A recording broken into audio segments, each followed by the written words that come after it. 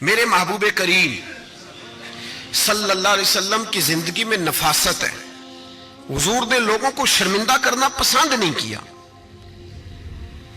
ایک شخص حضور کے گھر میں مہمان آیا رات کے وقت میں. اس نے کہا میں نبی پاک صلی اللہ علیہ وسلم کے آپ نے سنا ہوا ہے کہ اتنا زیادہ گھر کے اندر گنجائش نہیں تھی رہنے کی. حضور کئی دفعہ مسجد میں ٹھہراتے تھے یا مہمانوں کو صحابہ میں بانٹ دیتے تھے. وہ کہنے لگا میں نے آپ کے گھر میں ہی قیام کرنا ہے. پھر میں ٹھیک ہے آ جاؤ.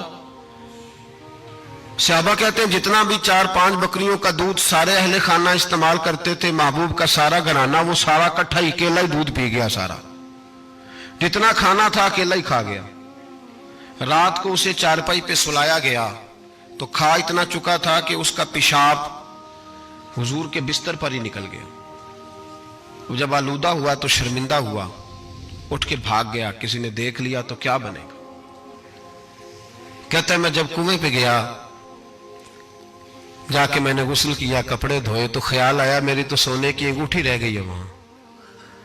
اب طبیعت اجازت نہیں دیتی تھی کہ وہاں لوگ کٹھے ہو گئے ہوں گے. یہاں نماز کے دوران اگر کسی کا موبائل بج جائے نا تو پکے نمازی ناراض تو نہیں ہو جائیں گے آپ لوگ. جو زیادہ پکے نمازی پکے ان سے نہیں معافی ملتی. وہ جو کچا پکا ہے بیچارہ وہ شاید کسی وقت معافی دے دے. پکے نمازی نہیں معافی دیتے. کہتے تیرا بج کیسے گیا تو نے سمجھا ہی نہیں. مجھے ایک شخص نے نا ویڈیو دکھائی. کہنے لگا جی تسی بڑی وکالت کر دیا مولویاں دا حال ویکھو. میں ڈر رہا تھا. میں نے کہا پتہ نہیں اب کیا نکلے گا. کہتے میں نے خود ریکارڈ کی ہے. تو میں نے کہا دکھاؤ. ویڈیو میں یہ تھا کہ نماز امام صاحب نے مکمل کی ہے تو دعا کے ہاتھ پھیرے ہی ہیں انہوں نے تو وہ موبائل لے کے جا رہے ہیں بار بار ٹوٹیوں کے پاس جا کے فون سننا شروع کر دیا. کہنے لگا جی یہ مولویوں کا حال ہے. نماز مکمل نہیں ہوئی فون کان کے ساتھ تو دوسرے کیسے باز آئیں گے. میں نے کہا یہ تو بہت جرم کیا اس نے. تو اس کا پھر کیا اشر کیا آپ لوگوں نے. کہتے نہیں آپ کو دکھانے لو. میں نے کہا پاگل آدمی اس کے گھر سے بھی فون آ سکتا ہے. کہنے لگا نہیں گھر تو مسجد میں ہی ہے وہاں سے کیسے فون آئے گا. تو میں نے کہا اصل میں تجھے پتا نہیں ہو سکتا ہے اس کی بہن نے فون کیا ہو کہ خامن نے 2 تھپڑ مار کے باہر نکال دیے. تو وہ ایسا وقت ہوتا ہے جب کھڑا نہیں ہوا جاتا بات سننی پڑتی. یار معافی نہیں دیتے. ایک ایک جملے پر ایک ایک حرف پر لوگ اعتراض کریں گے. ایک ایک حرف پر کوئی گنجائش ہی نہیں. حضرت سیدنا انس بن مالک رضی اللہ تعالیٰ عنہ فرماتے ایک صحابی اپنے غلام کو مار رہے تھے تو نبی پاک پہنچ گئے. حضور نے فرمایا اسے معاف کر. اس نے کہا کتنی بار. ایک جملہ نبی پاک نے کہا تو حضرت انس کہتے ہیں میرے وجود کے رونگٹے کھڑے ہو گئے. اسے معافی دے دے. حضور کتنی بار.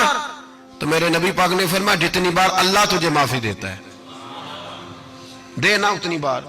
وہ اگر تجھے بات بات پہ پکڑے تو تیرا کیا اثر کرے سوچنا. اور رب زیادہ قادر ہے تجھ پر. ہم شرمندہ کرتے ہیں لوگوں چھوٹی چھوٹی باتوں پر. چھوٹی چھوٹی باتوں پر ہم احساس نہیں کرتے. احساس کی دولت حسن ہے زندگی میں.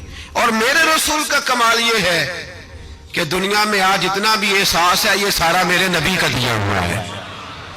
احساس جتنا بھی اس وقت ہے یہ سارا میرے رسول کا عطا کرتا ہے. اب میرے اعلیٰ حضرت فرماتے ہیں لوگ دنیا میں گزرتے ہیں نا لوگ گزرتے ہیں تو وہ جدھر جدھر سے گزرتے ہیں نا وہ بستیاں اجاڑتے جاتے. بادشاہ عرب کے بستیاں اجاڑتے تھے. اعلیٰ حضرت فرماتے ان کی مہک نے دل کے غنچے کھلا دیے. وہ جو جس راہ چل دیے ہیں کوچے بسا دیے ہیں بس جب آ گئی ہیں جوش رحمت پہ ان کی نظریں جلتے بجھا دیے ہیں روتے ہنسا دیے. یہ کمال تھا میرے رسول پاک صلی اللہ علیہ. وہ شخص کہتا ہے میں انگوٹھی سونے کی رہ گئی تو دل میں خیال یہ تھا کہ واپس جاؤں گا تو وہاں تو حالات ہی بڑے گڑبڑ ہوں گے. لوگ اکٹھے ہوں گے شرمندگی ہوگی. میں پیشاب کر رہا ہوں بستر پہ حال بڑا سخت ہوگا. اتنے لوگوں کا سامنا کیسے کروں گا. لیکن مجبوری تھی. انگوٹھی سونے کی تھی بڑی قیمتی تھی. کہتے اس انگوٹھی کی مجبوری نے مجھے شرمندگی کا سامنا کرنے پہ مجبور کیا. اور جب میں آ کے حضور کے کمرے کے باہر کھڑا ہوا تو وہاں تو کوئی بھی نہیں تھا. اللہ کے رسول نے بالٹی میں پانی رکھا ہوا تھا اور میرے پیشاب پر پانی بہا رہے تھے. خود رسول پاک فرماتے ہیں حضور پانی بہا رہے تھے اور جب میری طرف دیکھا تو محبوب نے مسکرا کے فرمایا غسل کر لیا آپ نے. آپ کو تکلیف ہوئی جب انسان کا معدہ کمزور ہو تو ایسی چیزیں ہو جاتی ہیں، فکر نہ کریں، بیٹھے میں ناشتہ لاتا ہوں۔ کہتے ہیں حضور کے جملے تھے کہ طوفان تھا، وہ حضور کی گفتگو تھی کہ میرے اندر کی ہر چیز بجھاتی جا رہی تھی۔ تیری پہلی نظر کا وار توبہ، دل اب تک دعائیں دے رہا ہے۔ فرماتے ہیں وہ جملے تھے کہ سکتہ کر گئے، تزکیہ کر گئے، تصفیہ باطن کر گئے۔ محبوب یہ کہہ کہ گزرنے لگے تو میں نے بازو تھام لیا، میں نے کہا محبوبہ میں زیادہ پڑھا لکھا تو نہیں، سیانا تو نہیں، زیادہ کھانے والا موٹا تازہ آدمی ہوں، حضور میں کوئی انالیسز نہیں کر سکتا، تجزیہ نگار نہیں، باریک نہیں، پر میرا موٹا دماغ بھی مان گیا ہے کہ آپ واقعی اللہ کے سچے رسول ہیں۔ میرا موٹا دماغ بھی مان گیا ہے کہ آپ واقعی اللہ کے۔ وہ گھر گیا اور قبیلے کے ایک بندے کے پاس گیا۔ حضرت انس بن مالک کہتے ہیں جب واپس آیا تو 500 آدمی ساتھ تھا۔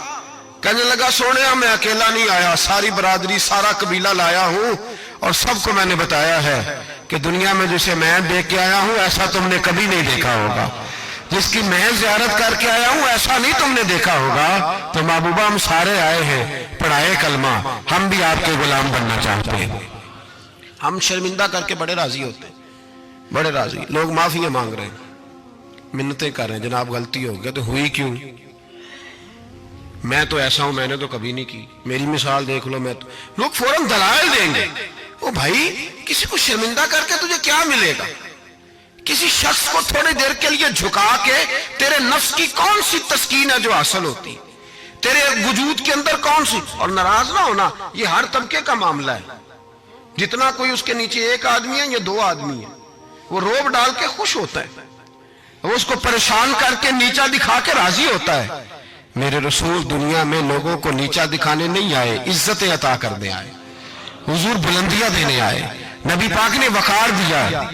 میں کبھی کبھی پریشان ہو جاتا ہوں جب لوگ آ کے کہتے ہیں نا بچی کی شادی ہے، تعاون کریں کرائیں، تو ایک سوال ذہن میں آتا ہے کہ کس پہلو سے تعاون کریں؟ بچی کی شادی پہ کھانا پکانا فرض ہے؟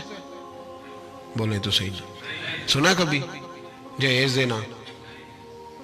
کس چیز کا تعاون کریں بتائیں؟ کرنا چاہیے۔ میں اپنی بساط بھر دوستوں کی توجہ دلاتا ہوں کہ یار یہ ضروری ہے، اس کے ساتھ تعاون کریں، لیکن سوال میرا یہ ہے کہ اس میں فرض کون سی شے ہے؟ وری دینا فرض ہے، زیور ڈالنا کس بات کی؟ تعاون کس بات کا کرائیں؟ اگر کوئی ہم سے اس کا شرعی تقاضا پوچھے تو کیا جواب دیں اس کو؟ میرے پاس کوئی استفتاء لے کے آتا ہے تو میں کیا جواب دوں گا؟ اس میں کون سی شے ضروری ہے؟ پھر اگر آپ ناراض نہ ہو تو فکرہ کہہ جاؤں، دل کرتا ہے بچی والوں سے تعاون نہ کرے،